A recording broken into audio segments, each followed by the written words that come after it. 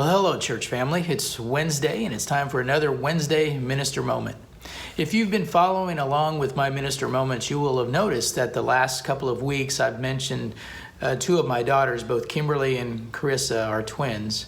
But we have an older daughter named Kayla, and I would like to share with you some things that she wrote in a blog a number of years ago when she had gone on a mission trip to Peru for 6 weeks.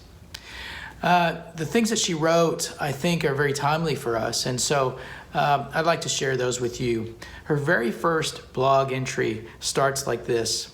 She says, "I'm a planner. I like to be in control, to know what's going on, to make lists of all the things I need to do, and to cross completed tasks off of those lists. That part thrills me more than I like to admit. I like knowing what to expect and to have my expectations met in exactly the way I pictured that they would be. Perhaps this is simply a characteristic of being human, but I am certain that I possess this tendency more strongly than a lot of people. The thing is, life is rarely expected, and I have begun to discover that God is working more often than not in the unanticipated and interrupted moments of our existence." She goes on to explain that she had a relationship with someone that she expected to last a lifetime, and it didn't. It ended abruptly. And then soon after that, she ended up having to move from her home that she had with some roommates to another place because those roommates had moved out. So she had to get new ones that she didn't know as well in a different part of town. She changed jobs from one teaching position to another. And so all of this was going on while she was trying to write her thesis for graduate school.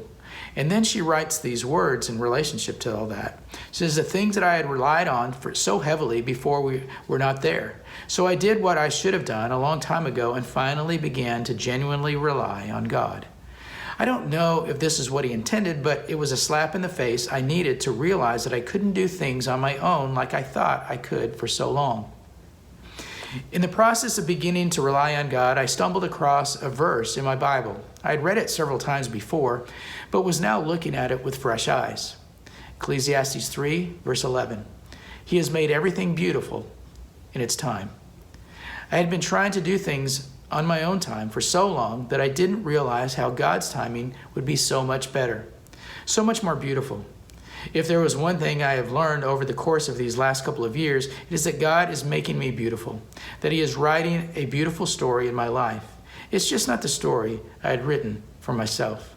Now, for those of you that are familiar with Ecclesiastes and that chapter, there are some other verses within the context of that one verse that Kayla shared. And in chapter 3, it says things like this. "There's a time for everything and a season for every activity under the heavens. A time to be born and a time to die. A time to weep and a time to laugh. A time to mourn and a time to dance. A time to embrace and a time to refrain from embracing." And when you think about those verses and you think about the situation that we find ourselves in, a time to embrace and a time to refrain from embracing, a time to weep, a time to dance, those feel like those verses were written for us now.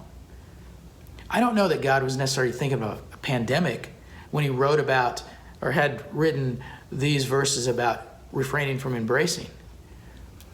But that's where we find ourselves. Over the last couple of months, that's where we found ourselves. In unexpected times, things that we did not anticipate.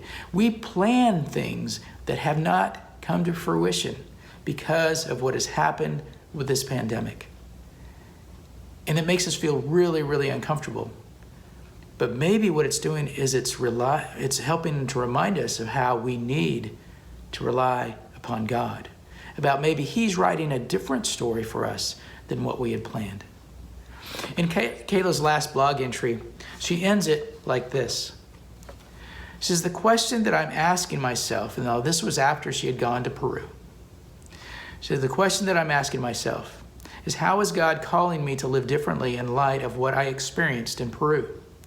Because he is calling me to live differently, and he's probably calling you too.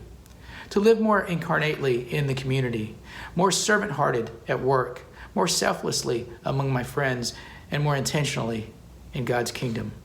I don't know what all of this is supposed to look like in reality. I don't know a lot of things, but I do know that I cannot be content in who I was 2 months ago. I also know that I am not limited by my own strength and infallibility. The good news is that God is powerful, that he can take ordinary people like me and turn us into a beautiful part of his story. We'll just have to wait and see what he writes next. I think that we can't be comfortable with who we were 2 months ago. That things have changed. That maybe God is calling you and me to live differently, to be different from what we were.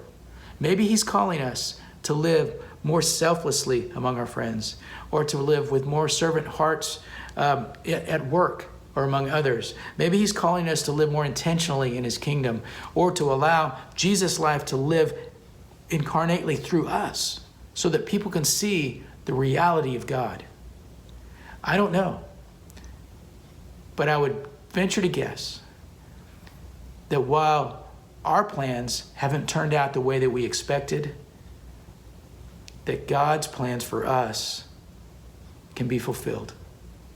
And that maybe he's writing something beautiful for your life. I don't know what the future holds, but I do know that with God, if we are a part of his story, it's going to be something beautiful. I hope this is encouraging to you, and I hope you have a great day.